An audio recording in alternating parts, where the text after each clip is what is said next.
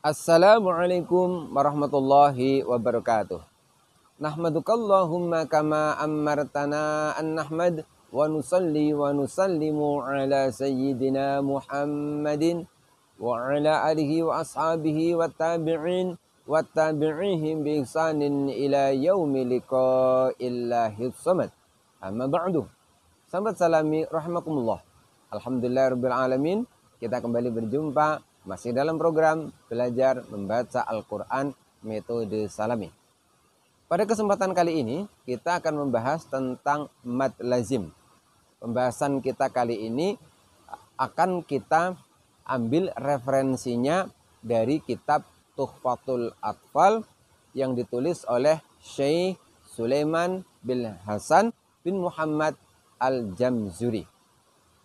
Sebelumnya kita ingat terlebih dahulu definisi mad lazim, di mana mad lazim adalah bacaan panjang yang terjadi ketika ada huruf mad bertemu dengan huruf yang berharokat sukun. Berapakah pembagian huruf mad dan bagaimana tanda-tandanya? Mari kita ikuti pembahasan di dalam kitab Tuhfatul Atfal karya Syekh Sulaiman bin Hasan bin Muhammad Al-Jamzuri.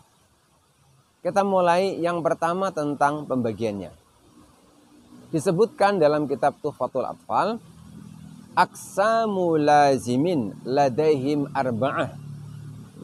Pembagian mad lazim menurut ulama-ulama ahli tajwid arba'ah, ada 4. Watilka kilmiyun wa harfiyun ma'ah. Masing-masing dari mad lazim yang berjumlah 4 tadi, ada yang dikategorikan kilmi, ada yang dikategorikan harfi. Kilmi maksudnya bahwa huruf madnya bertemu dengan huruf hijaiyah yang disukun dalam satu kata atau satu lafaz. Sedangkan harfi maksudnya adalah bahwa huruf madnya bertemu dengan huruf yang berharokat sukun di dalam satu huruf. Di antara contohnya, misalkan yang kilmiyun, seperti pada lafaz al-ana. Di situ terdapat huruf mad yaitu alif bertemu dengan lam yang disukun. Kemudian yang harfi, contohnya pada fawatihus suwar, misalkan Yasin. Ketika mengucapkan sin, di situ terdapat bunyi huruf ya sukun yang bertemu huruf nun sukun. Mari kita ikuti penjelasan yang selanjutnya dalam kitab Tuhfatul Atfal. Kilahuma mukhaffafun musaqqalun fahadhihi arba'atun tufassalu.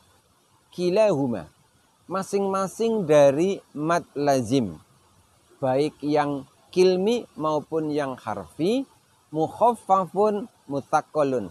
Ada sebagian yang dikategorikan mukhaffaf, ada sebagian yang dikategorikan musaqqal.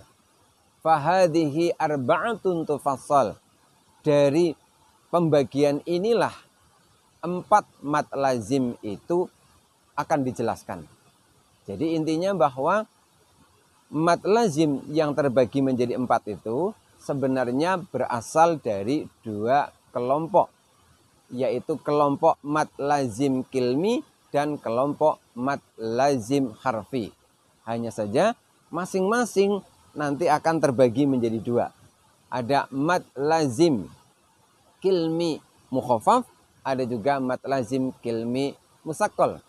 Begitupun juga yang harfi, ada mad lazim harfi mukhaffaf, ada juga mad lazim harfi musaqqal. Berikutnya, mari kita ikuti penjelasan berikutnya tentang definisi masing-masing. Fa in kilmatin sukunujtama. Sekali lagi. Fa in bikilmatin sukunujtama. Ma harfi maddin fahuwa kilmiyun waqo. Fa in bikilmatin sukunujtama. Apabila di dalam satu kata, di dalam satu lafadz, di situ berkumpul, bertemu antara huruf mad dan huruf yang disukun, maka yang demikian ini namanya fahuwa kilmiyun. Maka inilah yang disebut dengan mad lazim kilmi. Bagaimana dengan yang harfi? Au fi sulasiyil hurufi wujida wal maddu wastuhu faharfiyun.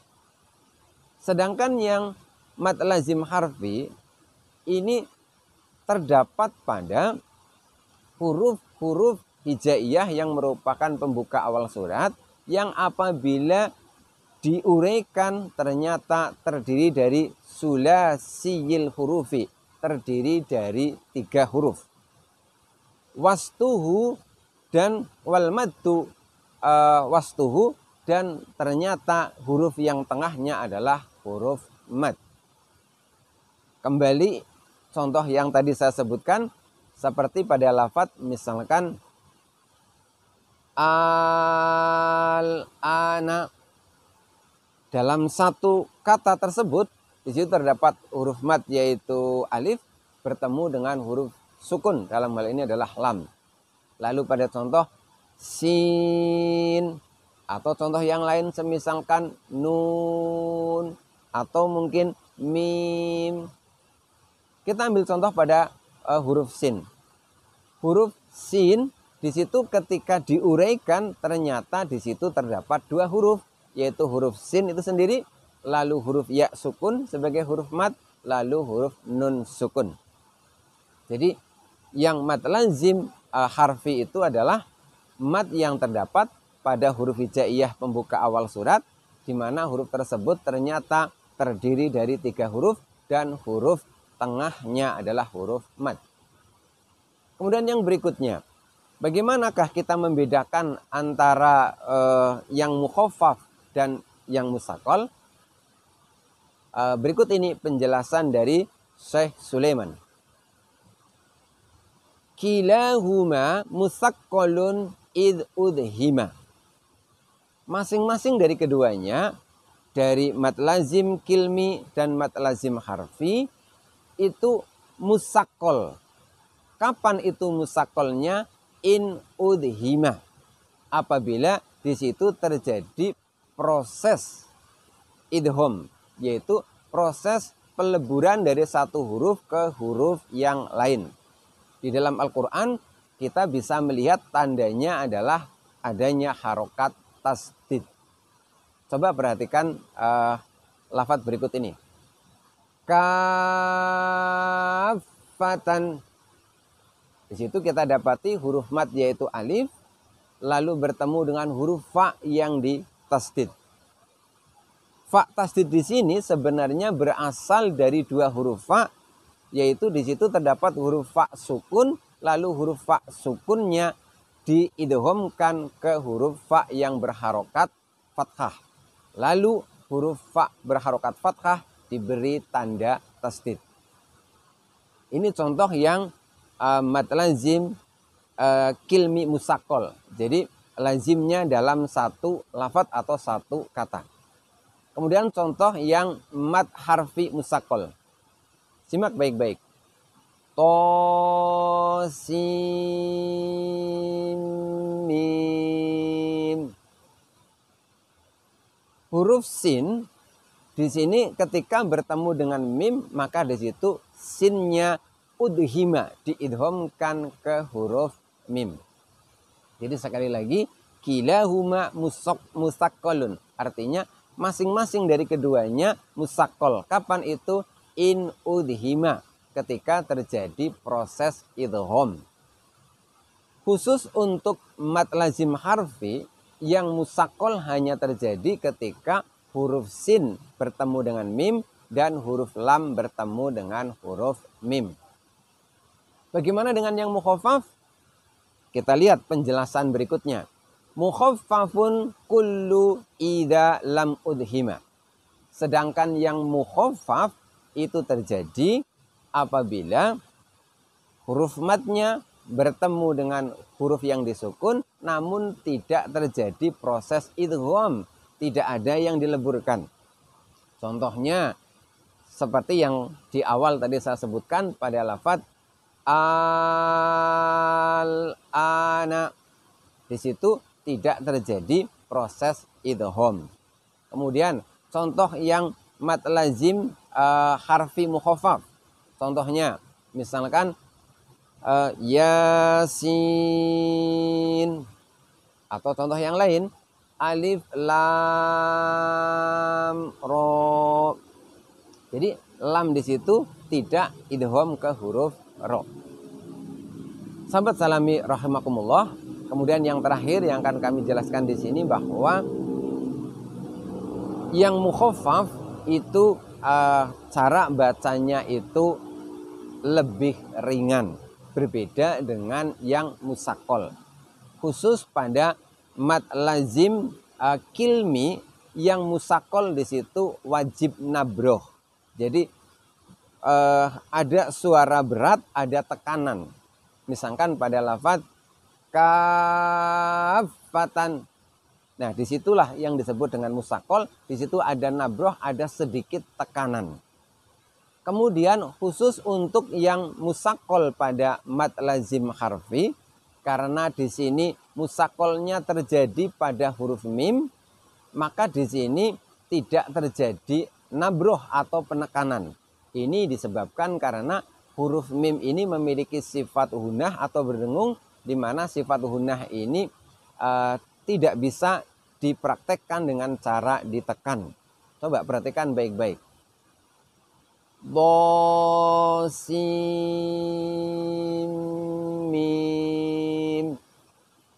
Satu lagi. Alif lam mim. Nah, sebaiknya jangan dinabrohkan seperti ini. Bo sin mim.